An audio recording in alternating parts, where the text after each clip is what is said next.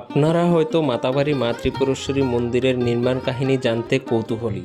যেমন মার মন্দিরটি কবে স্থাপিত হয়, কে এই মন্দিরটি স্থাপিত করেন, সত্যিই কি দীঘির কচ্ছপগুলি মার মন্দিরে উঠে প্রাণত্যাগ করে, এইরকম আরও অনেক রহস্যময় তথ্য আজকে আপনাদের আমি এই ভিডিওর মাধ্যমে বলবো। আমরা সবাই জানি উদয়পুর শহরটি মন্দির নগরী নামেও পরিচিত, আর এখানেই গড়ে উঠেছে 51 শক্তিপীঠের এক পীঠ মাতা ত্রিপুরেশ্বরী মন্দির। 1501 খ্রিস্টাব্দে মাতা ত্রিপুরেশ্বরী মন্দিরটি স্থাপিত হয় এবং এটি স্থাপন করেন মহারাজা ধন্যমাণিক্য।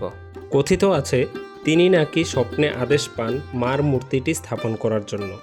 বাংলাদেশের চট্টগ্রাম থেকে মায়ের মূর্তিটি আনা হয়। স্বপ্নাদেশে তাকে বলা হয়েছিল যে সূর্যোদয় যেখানে গিয়ে হবে সেখানেই মায়ের মূর্তিটি স্থাপন করতে হবে। আর সেই স্বপ্নাদেশ অনুযায়ী মানুষ দিয়ে একে অন্যের হাতে মূর্তিটি আনা হয়। তখন এই জায়গাতে এসেই সূর্যোদয় হয়, তাই মাতাবাড়িতেই স্থাপিত হয় ত্রিপুরেশ্বরী মন্দির। তৎকালীন মায়ের মন্দিরের পুজোর জন্য দুজন পুরোহিত নিয়োগ করা হয়। তাদের নাম হচ্ছে শুক্রেশ্বর ও বানেশ্বর। মায়ের মন্দিরের সামনে একটি নাট মন্দিরও আছে। এই নাট মন্দিরেও প্রতিদিন পুজো হয়। মায়ের মূর্তিটির সাথে ছোট্ট আরেকটি মায়ের মূর্তি আছে, এটা নাকি কোনো জলাশয় থেকে পাওয়া গেছে। চলুন এবার মাতাবাড়ি দীঘির খনন কার্য নিয়ে কিছু জেনে নিই। 1625 থেকে 1660 খ্রিস্টাব্দের মধ্যে রাজত্ব করতেন মহারাজা কল্যাণ মাণিক্য। তিনি স্বপ্নে দেখেন মায়ের পুজোর জন্য জলের অভাব। তখন তিনি 1625 থেকে 1660 খ্রিস্টাব্দের মধ্যে এই দিঘি খনন করেন এবং তার নামানুসারেই দিঘির নাম হয় কল্যাণ সাগর।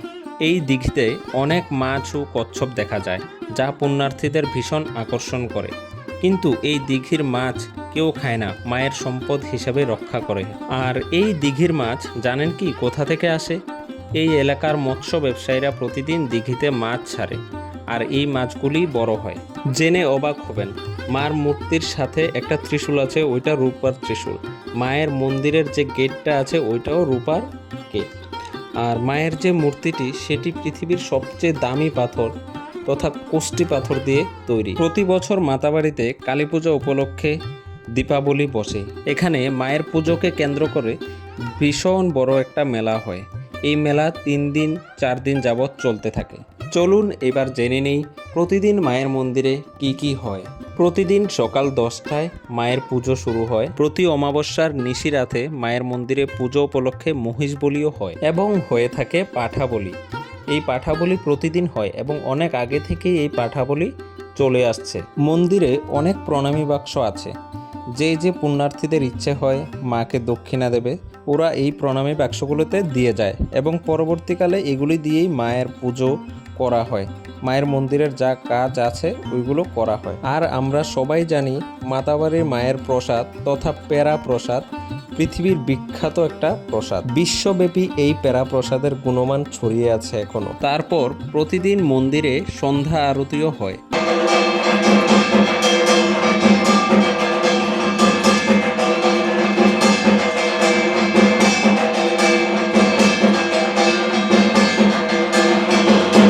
অবশেষে আপনারা আরেকটা মনোরম দৃশ্য দেখলে তো এখন অবাকই হয়ে যাবেন।